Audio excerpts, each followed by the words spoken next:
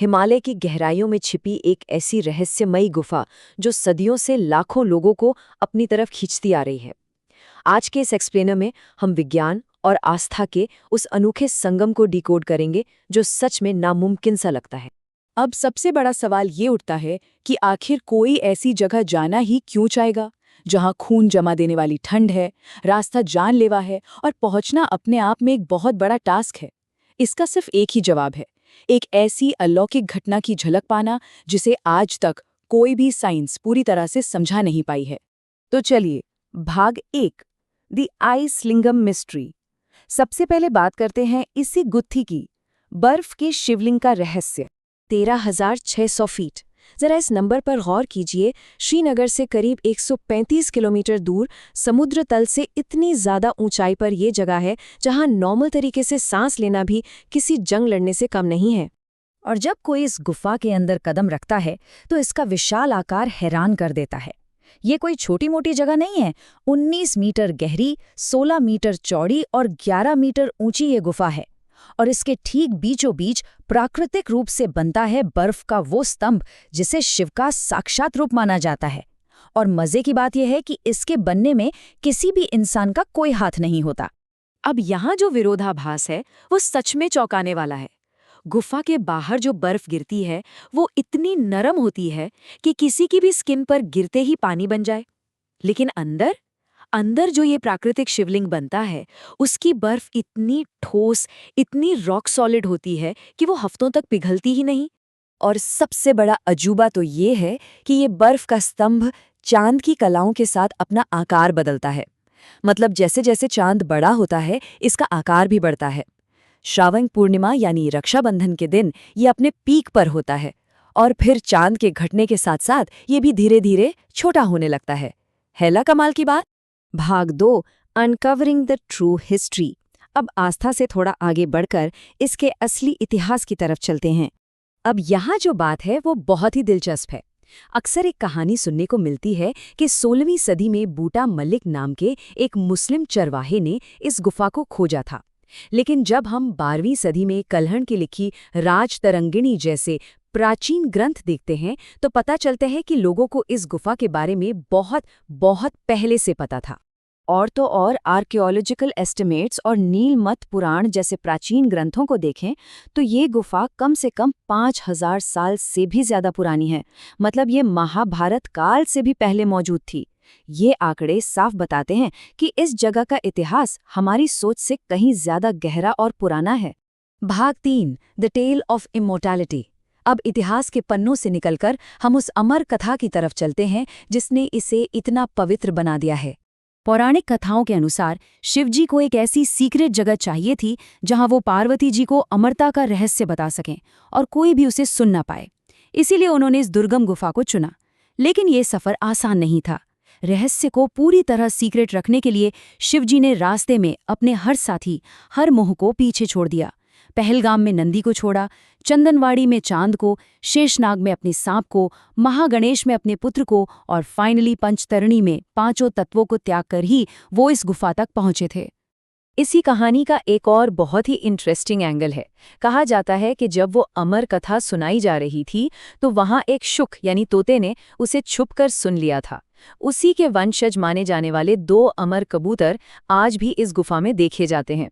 अब हैरानी की बात यह है कि 1930 के दशक की तस्वीरों में और 2015 के एक वीडियो में भी इन्हें रिकॉर्ड किया गया है। वो भी एक ऐसी जगह जहां ना तो खाने का कोई जुगाड़ है और ना ही ढंग से ऑक्सीजन। भाग 4, डिफाइन साइंटिफिक एक्सप्लेनेशंस। अब देखते हैं कि विज्ञान यहाँ आकर कैसे उलझ जाता है। यहाँ एक ऐसा फैक्ट सामने आता है जो बहुत ही शानदार तरीके से दिखाता है कि कैसे ये गुफा विज्ञान के बेसिक रूल्स को ही पलट कर रख देती है। हम सब जानते हैं कि पानी को जमने के लिए 0 डिग्री या उससे कम टेम्परेचर चाहिए। लेकिन यात्रा के दौरान जब वहां का तापमान 0 से ऊपर होता है ना, तब भी गुफा की छत से टपकने वाली बूंदें जमीन पर गिरते ही एकदम ठोस बर्फ में बदल जाती हैं। कोई लॉजिक ही काम नहीं आता यहाँ। और स्रोत में एक और ऐसा रोंगटे खड़े कर देने वाला किस्सा है जो हर तर्क को झुठला देता है। हुआ यूं कि एक शख्स ने गुफा बंद होने से ठीक पहले वहां छुपकर एक सीसीटीवी कैमरा लगा दिया और उस फुटेज में जो दिखा वो हैरान करने वाला था। एक ध्यान में बैठा हुआ साधु दिखा, जो कुछ हफ्तों में धीरे धीरे कंकाल में बदल गया, हवा में तैरता हुआ सा लगा और फिर रहस्यमयी तरीके से पूरी तरह गायब हो गया, बिल्कुल हवा में। और सिर्फ गुफाई नहीं, पास की एक 250 फीट गहरी हिमनद झील है, शेषनाग झील। वहां जाने वाले कई श्रद्धालुओं का दावा है कि आज भी हर 24 घंटे में एक बार उस झील के पानी पर एक विशाल पौराणिक सर्प की परछाई उभरकर सामने आती है। भाग 5, a journey of extreme faith. तो ये सारे रहस्य और चमत्कार ही हैं जो लोगों को इस सफर पर निकलने को मजबूर करते हैं। चलिए इस कठोर यात्रा को समझते हैं। मेडिकल फिटनेस सर्टिफिकेट पास करने के बाद श्रद्धालुओं के पास 2 रास्ते होते हैं।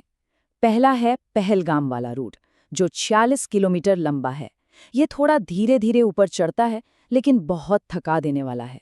और दूसरा है बालटाल रूट। ये सिर्फ 14 किलोमीटर का है, लेकिन इसकी चढ़ाई एकदम सीधी और बेहद खतरनाक है। और इन रास्तों पर सबसे बड़ी अग्नि परीक्षा है महागुणसदर्हे को पार करना। 14,000 फीट की अत्यधिक ऊंचाई।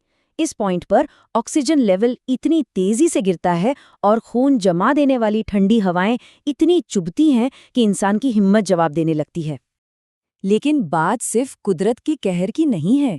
यहाँ गौर करने वाली बात यह है कि श्रद्धालुओं को एक तरफ जमा देने वाली ठंड, ऑक्सीजन की भारी कमी और अचानक होने वाले लैंडस्लाइड्स का सामना करना पड़ता है, तो दूसरी तरफ मानव निर्मित खतरे भी हैं, जैसे 30 सालों से चला आ रहा आतंकवाद, बम की धमकियां और टारगेटेड शूटआउट्स।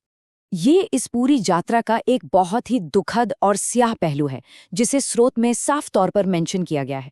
1993 में पहला बड़ा संगठित हमला हुआ था। फिर 1 अगस्त 2000 को तंबुओं में सो रहे 32 श्रद्धालुओं की बेरहमी से हत्या कर दी गई।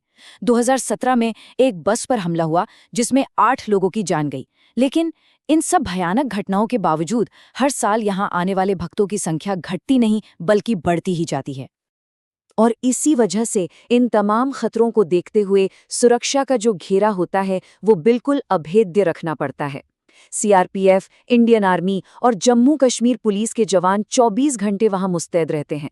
आसमान से अत्याधुनिक ड्रोन निगरानी करते हैं और जमीन पर डॉग स्क्वाड चप्पे चप्पे की तलाशी लेते हैं, ताकि हर श्रद्धालु सुरक्षित अपनी मंजिल तक पहुंच सके।